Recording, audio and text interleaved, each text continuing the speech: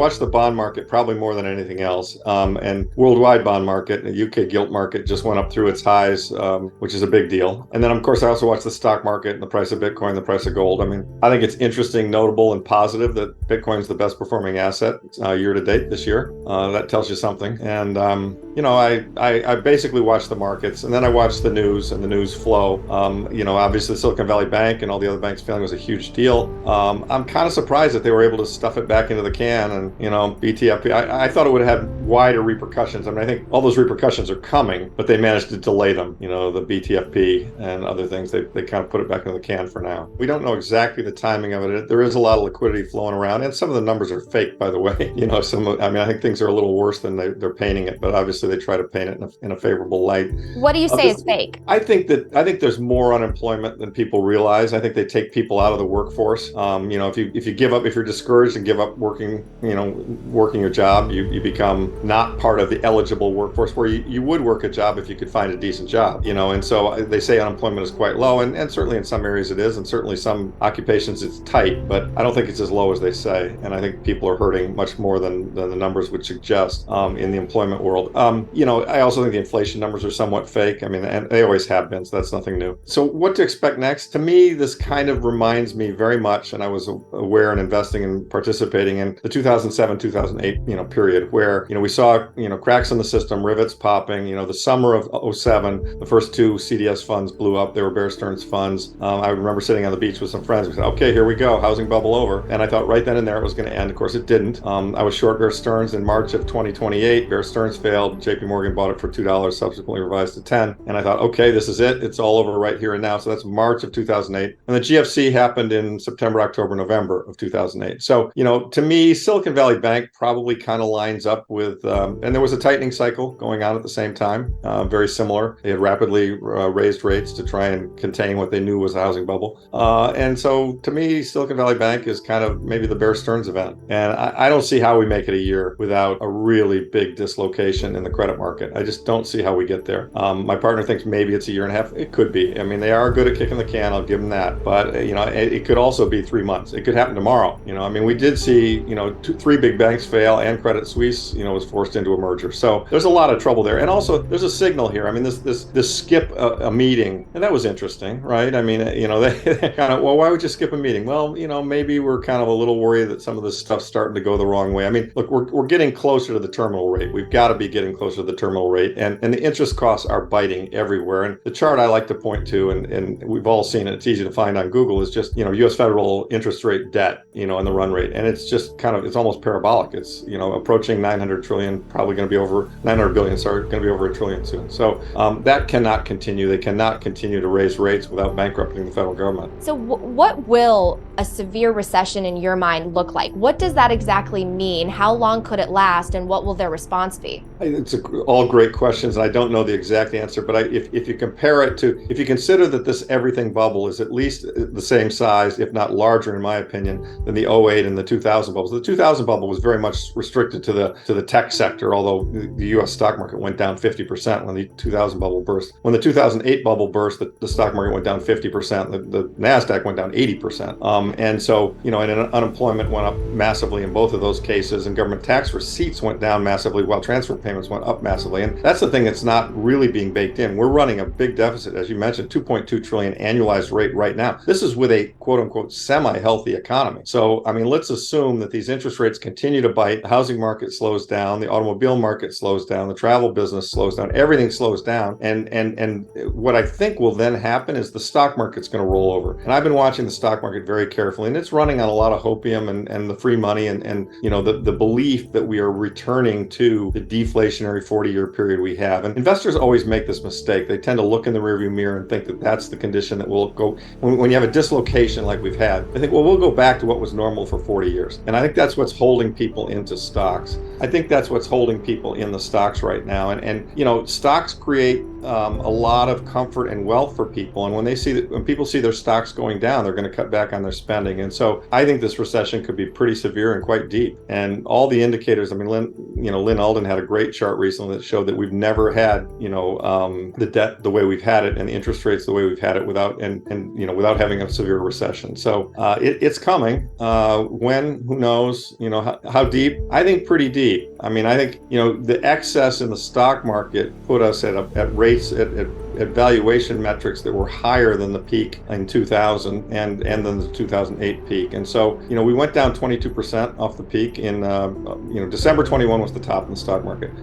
And, we were down 20% peak to trough in 2022, the worst year ever for stocks and bonds. Stocks have bounced back. I think they're down 7-8% now from that peak. I don't think we're going to go through that peak. I don't think we're going to, a lot of people do. They think they're going to land the plane. Everything's going to be fine. I don't see it. I don't think it's possible. I think the next wave down is going to be brutal and vicious. And, the malinvestments that were made, for the past 10 years are going to be exposed. I mean, this is all, as you and I have discussed so many times, this is all a function of the unnatural act of keeping interest rates at a ZERP level for many, many years. Right. And so everybody did stupid stuff.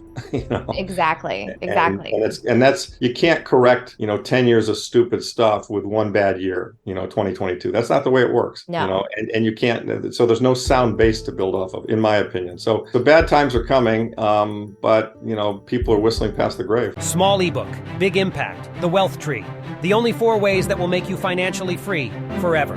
Download it here for free. The era of QE is over. They're going to run a tight ship. And then there are others who are saying, no, the next time the money printer goes, it's even going to be faster and harder than before. And we could even see double-digit inflation. Where are you at? And tell me a little bit about That's a great question. I think they want to run a tight ship. I don't think there's any doubt about that. Powell doesn't want to be, another Arthur Burns. He said that many times. Having said that, the question is, can they? Can they run a tight ship? And so, perhaps they'll be slower, and perhaps, they won't immediately return to the QE that they had before. But what, in my opinion, what's going to happen is the market's going to force their hand. And they, at the end of the day, they are political animals. I mean, they did what they did in terms of the rate increases because of the way inflation was raging. And as we're about to have another inflation print this Wednesday, and some people have calculated it out who are smart say that the headline number might be as low as 3%. Well, I think that's what they're going to, my guess is what they're going to say is that's good enough for government work.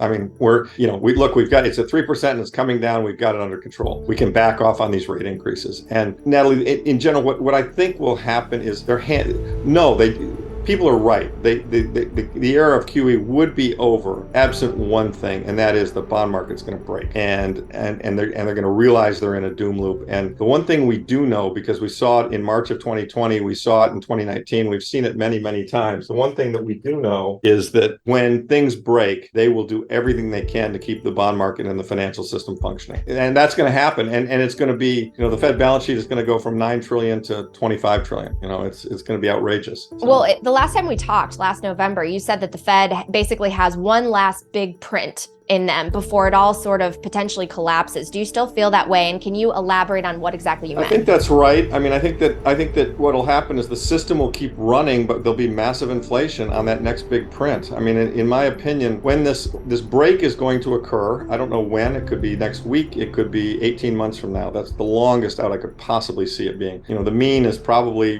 Bear Stearns to GFC, which would be 6 months. So if you assume that Silicon Valley Bank was Bear Stearns, we're talking this fall. And, in my opinion, that will lead to, they'll have to reverse. They may not end QT. They may not go to QE immediately. They've done a lot of other sneaky things. I mean, like Powell recently said, well, we're going to require banks to hold bigger reserves, which is code for saying we're going to make the banks buy treasuries.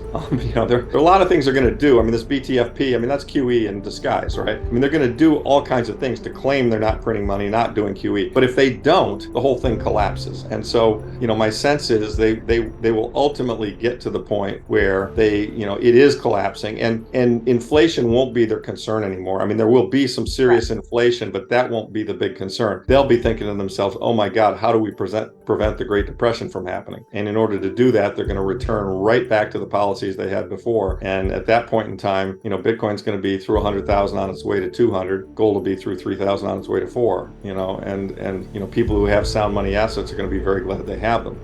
The difficulty, obviously, for all all of us right now, not Bitcoiners as much, but gold people, is that, for a couple of years now, we've kind of gone nowhere, because of this rapid rate hike environment. But I find it interesting that, he took rates from 0 to 5, and gold at a peak was at 2050 and now it's at 1906. Well, it's like big deal. It's down 6%. It's in spite of the most rapid rate hike since Volcker, gold hasn't really been damaged that much. And Bitcoin was damaged a lot, as you know, by the FTX events, which took us to 15. But then we came right out of that hole and it's the best performing asset class this year. It's kicking ass. So, and I expect that to continue. So, sound money is going to come back into favor here pretty soon. All we need is for the Fed to continue to fail. And we pretty much know they will. And what stuns me is everyone kind of believes that, oh yeah, they got it all under control and they're going to bring it back to 3% inflation and we can trust this narrative. Well, okay, these are the people who told us inflation was transitory a couple of years ago. These are they have continually lied and they have continually been wrong. I think as an operating assumption, one has to, going forward, assume that they are lying now and that they will be wrong again. They think they can land the plane, right? And they think they can continue to be tight. And Powell said, we're just taking a skip, we're going to increase. I actually think they might skip this next meeting. I know the odds are 80 or 90%. Probably as a result of that, they'll be forced into doing it. But I think probably the next meeting is the last rate bump because I think that the cracks in the system are going to become more and more obvious. And, to me, this thing isn't 2008. It's bigger than 2008. It's an everything bubble. 2008 was a big one for sure. It was houses and so forth. But this is sovereign credit, sovereign credit and debt and currencies. And so, when it goes, it's going to be something to behold. And, it's 1,000 days in the life of a Thanksgiving turkey. You don't want to, it's all looking good. You don't want to be there on the last day. And that's why, people think, well, I'll just wait till it happens and then I'll buy my gold or my Bitcoin or my gold stocks or whatever. Well, good luck with that. This could happen very quickly when it does unfold. That's how these things have happened in the past. I guess you had some warning in 08. You could see signs in early September and it didn't really culminate until late October. So it was kind of a 2-month event, but when it starts to go, it's going to go fast, in my opinion. When it starts to go, it's going to go fast, in my opinion.